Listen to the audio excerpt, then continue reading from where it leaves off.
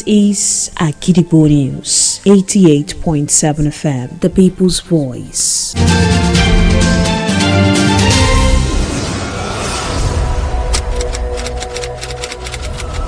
This is Kunle Amzat Studio, Akojopo 88.7 FM. Welcome to News Around the World.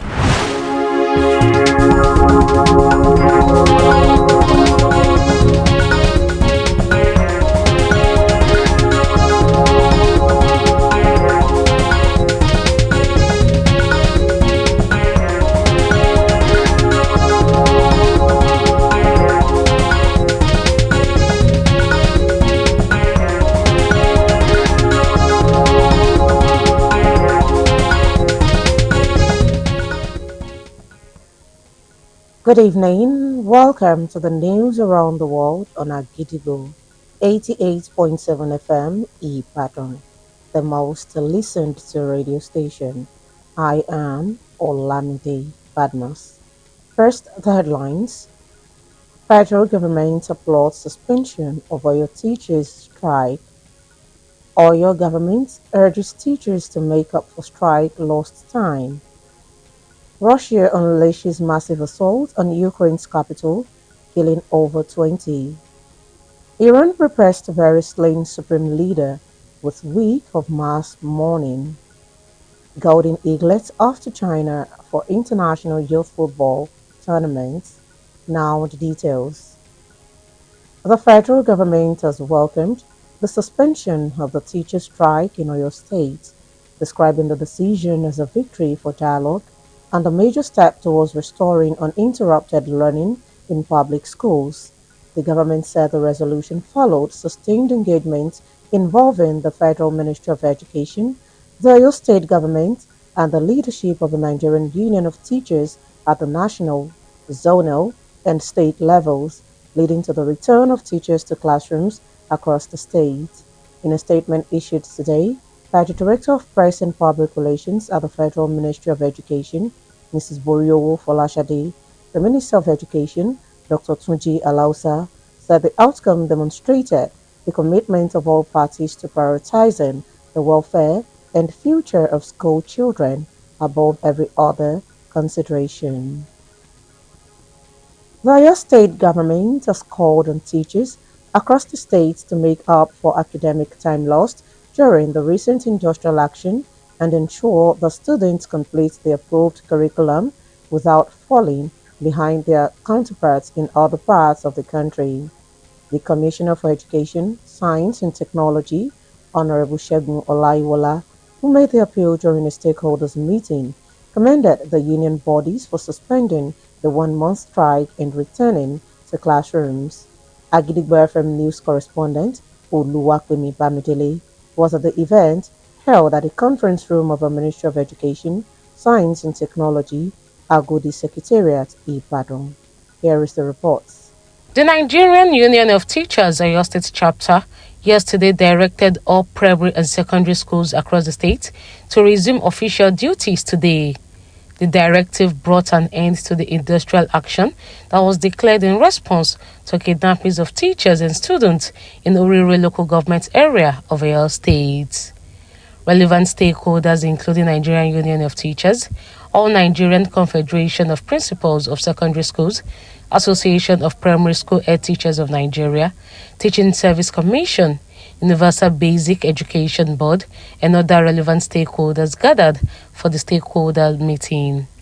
The Oyo State Governor, Engineer Seyi Makinde, represented by the Commissioner for Education, Science and Technology, Honorable Segun Olaiwola, in his remarks said the immediate resumption of academic activities reflected the government's commitment to education.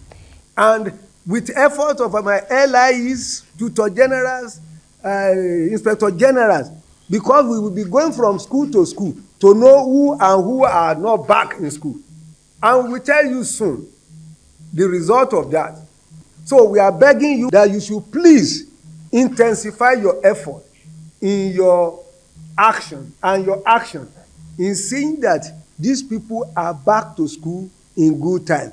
Honorable Olayiwola stressed that teachers must now work collectively to recover the lost period and ensure pupils and students adequately cover the syllabus.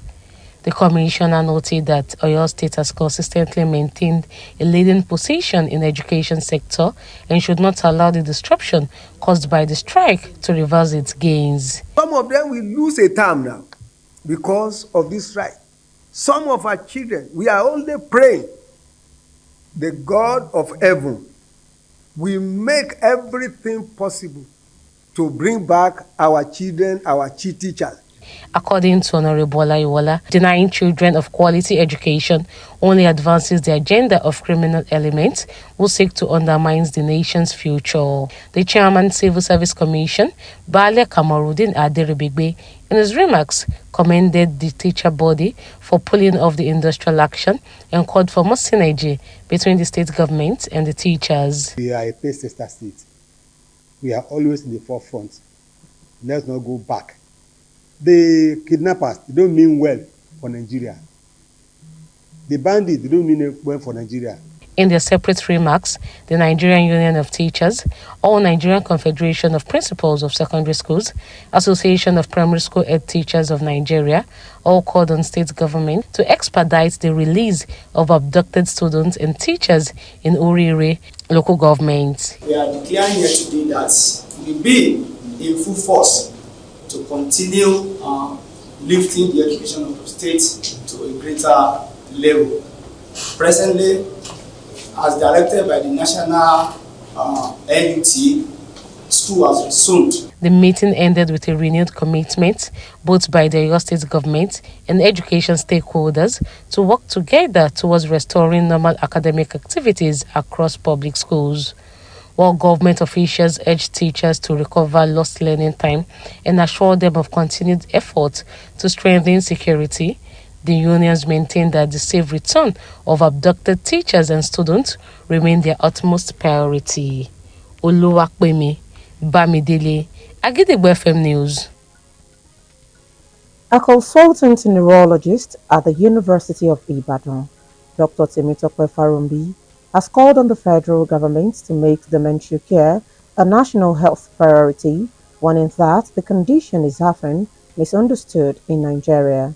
Speaking in an interview with Agidigbo FM News, Dr. Farumbi stressed the need for the federal government to develop initiatives to support dementia patients to address the growing burden of a brain condition. To specialists on time, and also support for family caregivers, and in terms of being able to provide value for the time spent taking care of person living with dementia, and also creating environment, making the environment conducive for someone who is diagnosed with dementia and to be able to support that person. And it requires legislative support, like National Assembly, even the Ministry of Health, to enact such policy and be able to trickle it down to the primary care and the local government. The neurologist further urged Nigerians to prioritize their health through consistent brain exercises and medical checkups, stating that brain is life and the wheel through which the body functions, so it should be taken seriously. A renowned UK-based visual artist, Mr. Bolarinwa Olabisi, has urged Nigeria to accord greater value to artistic work, arguing that creativity can diversify the economy beyond crude oil and improve citizens' quality of life. Speaking in an interview with Agidigbo FM News, Mr. Olabisi said art offers a unique lens to view the world and present a viable economic alternative for the country. Painting as a talent, I see it as a passion, and I see it as a place where hopefully we're veering towards a world where artists can make sustainable form of income. I see it as this theory because you can't separate them; they are inseparable. The talent, fueled with the passion, will eventually bring in the income.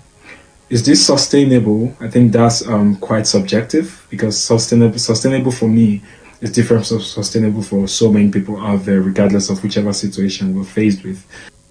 The artist also called on the government to introduce policies that will ensure sustainable income for practitioners across all creative disciplines, noting that this can be achieved when artistic expression is given prominence in society.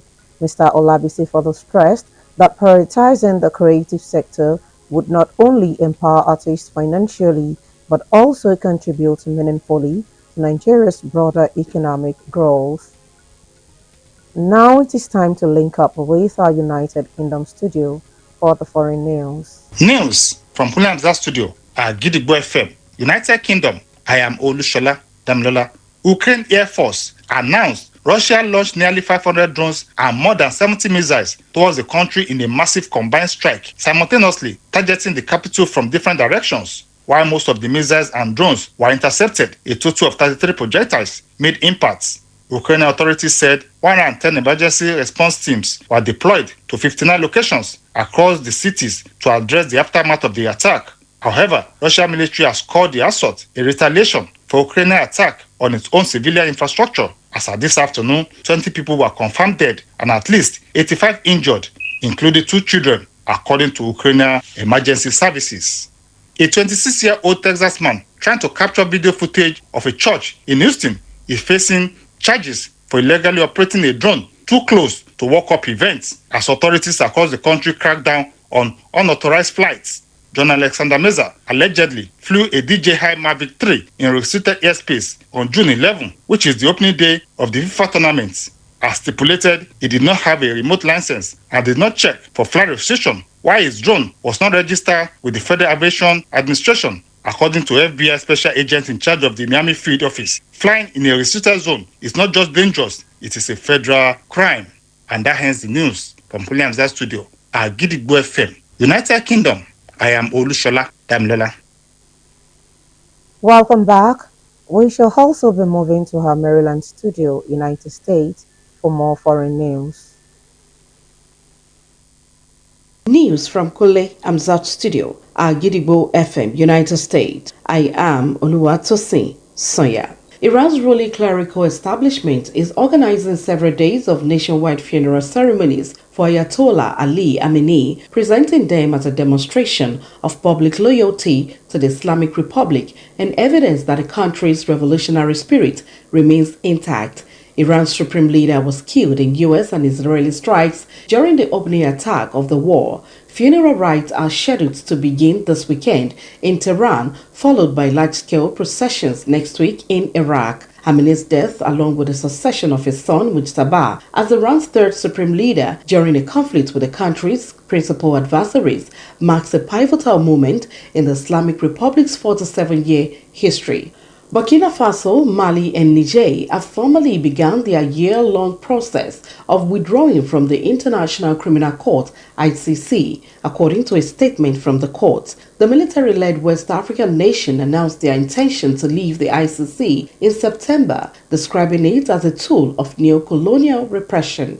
All 3 countries are battling Islamic insurgencies that have captured large swaths of territory and intensified attacks on military targets this year. Human rights groups have accused both Islamic militants and the security forces of Burkina Faso and Mali of committing possible atrocities. In a statement released on Wednesday, the presidency of the ICC's governing body confirmed it had received withdrawal notifications from Mali, Burkina Faso, and Niger, formally triggering the 1-year-long process of leaving the Rome Statutes, the treaty that established the court. And that ends the news from Kule Studio, Agidigbo FM, United States. I am Oluwatosin Sonya. Welcome back once again, now in the exciting world of sports. 5-time world champions Golden Eaglets of Nigeria will depart the shores of the country tonight for China to participate in the Four-Nation China International Youth Football Tournament taking place in Yinchuan from 5th to 11th of July 2026. The team of 20 players is led by coach Eugene Majore Eborise alongside his assistant Kali Mohammed Kachala and Abdullahi Isa. Plus China, Australia and Tanzania are the other participating teams with matches scheduled for the Yinchuan Sports Center, Elanshan Stadium. The tournament is programmed to serve as a preparatory forum for the Golden Eaglets as they continue the build-up to this year's WAFL B Under-17 Championship, which is the qualifying tournament for the next year's Under-17 African Cup of Nations taking place in September. To wrap up the news this evening, here is a recap of the headlines. Federal government applauds suspension of Oyo teachers' strike. Oyo government urges teachers to make up for strike lost time. Russia unleashes massive assault on Ukraine's capital, killing over 20. Iran prepares to bury slain supreme leader with week of mass mourning. Golden Eaglets off to China for international youth football tournaments. And before we go this evening, here is a quick tip. Success is not final. Failure is not fatal. It is the courage to continue that counts. Finally, we have come to the end of the news around the world on our Gidigbo 88.7 FM Ibadan, the most listened to radio station. I am Olamide Badmos. Thank you for listening. Good evening. News is information, and information is power. At Agidigbo 88.7 FM, we bring the news from top to bottom. The Oyo State Independent Electoral Commission (OISEC) has called for continuous collaboration. We bring you reports from Oyo State. The Oyo State House of Assembly has called for thorough investigation. Southwest Nigeria and the rest of the world. Has clarified that the body did not receive any cash support from international development. Trust us to keep you informed every hour, every day. Agidigbo 88.7 FM.